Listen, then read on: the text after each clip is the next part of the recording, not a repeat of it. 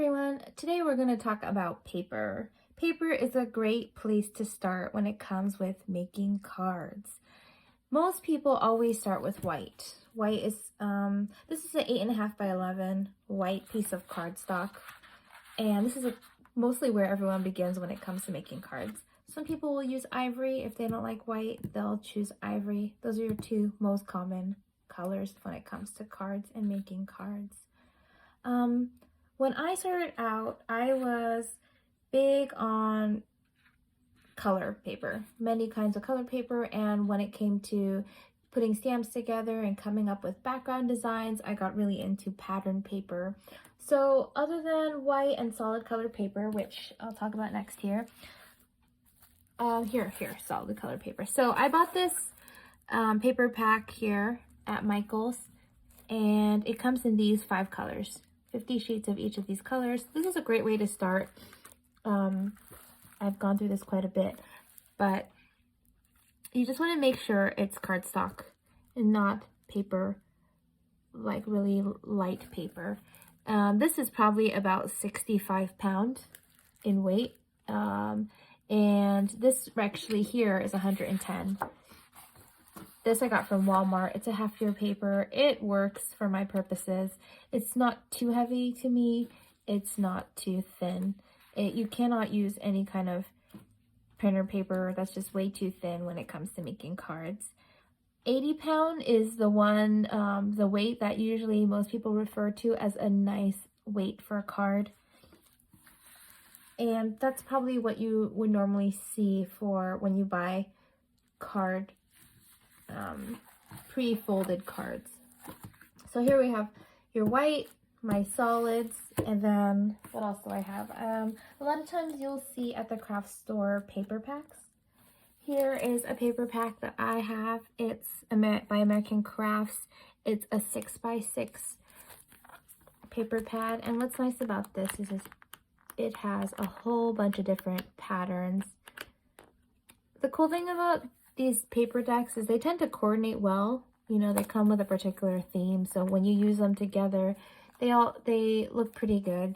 Same with if you buy these solids, they'll come like in pastels or bold colors, or in this case cypress, and they tend to kind of go together and work really well. This is a great one maybe for nature, so also depending on the types of stamps you make, if you do like more colorful, like for example, I like making a lot of cards with cupcakes and bright pastels. Other times I've worked with like flowers, a lot of floral cards also look great with bright colors. This one's very floral and bright. You could go regal and just come up with darker colors, or you could choose other themes depending on what you want to make. They also sell large paper pads. 12 by 12 is another pad you'll see.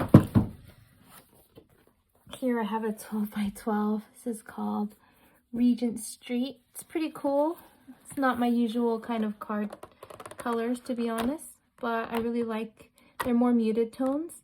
The only problem is that they're really big, right? 12 by 12, you have this huge scissors and spools. This one's more pattern with hats, could work. Again, this one's another really big one. So 12 by 12 is great for people who do scrapbooking, where they use full-size pages to stick photos. For card makers, I suggest using paper pads 6x6 because these are scaled to be smaller too. The flowers are tinier, the ice cream cones are tinier. These will just work better with cards that you're making that are pretty small, that are, you know, A2 to even maybe half a size of a paper. There are many kinds of paper you can buy, specialty paper. Here I have, this one is kind of, has a light gloss outline to it. You'll see others with glitter. This one is gold foiled. It's really pretty. I bought these, this one came from a paper pack of 12 by 12, and this one is an individual one that I bought. Oh, there are so many. There are clear ones as well. There's vellum, which you've seen in previous videos. When it comes to making cards, I started out with the 4-bar card. This is probably the smallest size card you can get. I think I want to say it's about 2.5 by 3.5 inches. And this is nice because it's not a whole lot of card blank space you have to worry about covering. What I've found I like to do is I like to take one stamp, and here I've stamped it many times to create this look, which works really well for the sentiment. I've gone bananas for you, which is actually a Valentine's card. And, you know, again, it's a small surface area, so it doesn't give me too much anxiety when it comes to trying to make a card. Here's another card I made. It's also 4x4. This 4-bar, sorry. This one you could see I just used a plain brown color, and then I went ahead and used this pattern paper here. It's turquoise. And then I went ahead, this whole thing is a stamp, so then I just colored the stamp. And this makes for a full card. There's not a lot of empty space. It's cute, but it's also really simple. And that's, you know, out of like one ivory piece of cardstock here, brown, and then maybe some patterned cardstock. And then here you have your regular white. So here I use 4 different colors of paper. You can buy, I make my own. When I started to work more with paper and get more confident in my card making, I started to use A2 size cards. And what I like about A2 size cards, this is an A2 size, is what I do is I take an 8.5 by 11 and I simply cut in half. This way, if I want my card to be a top fold or a side fold, or I would cut it lengthwise this way, where I would make it stand or have a longer side open card. It just, when I work with 8.5 by 11, it's great because the dimensions tend to work out really well. This is actually an 8.5 by 11 card. That's how it started, piece of paper. And this is patterned on one side and solid on the other. So this actually makes for a great card without having to add another card in the center, for example. You can buy them at Michael's. They come in all sorts of colors. This one is blue. The inside is white. That's one advantage of buying the card. You also know you're getting like a decent quality card stock. It's thick. It works well. It's not too thin. I swear I started out with construction paper, which is kind of terrible because it doesn't last long. It can tear easily. The coloring fades over time pretty quickly. It's just not a very durable type of paper or card.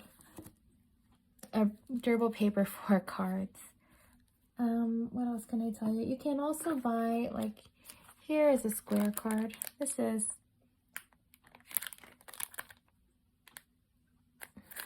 I want to say 4 by 4 roughly. And it came with a little bit of a pattern on it. So the way I've seen these cards used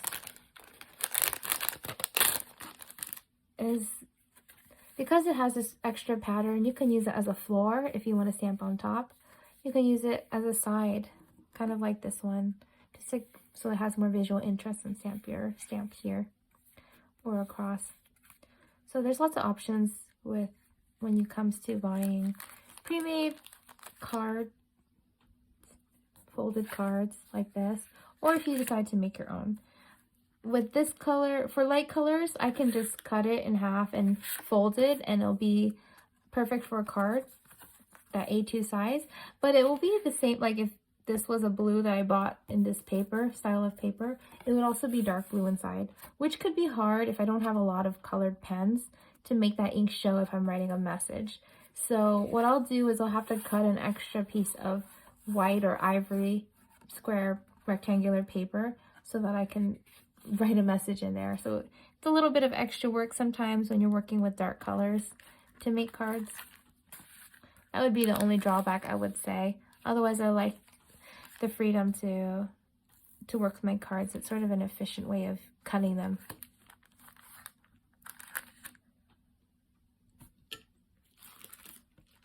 This is another card set. This is circular. It's kind of nice. I bought this at Michael's in one of those like bins. The quality of paper is not that great. It's way thinner. It will work, but it is a lot thinner than if you were to just buy your standard card, pre-made cards or pre-cut cards, or if you cut your own paper. Envelopes as well. This isn't a high quality envelope. It's super thin. Super, super thin. It will work. So it just kind of depends what you like. I like this. I bought this one because it's really hard to make a circle card if you try to cut it yourself. And I like that it's pre-made. And it was relatively inexpensive, so I thought it would be cute and fun to try when working with circle cards.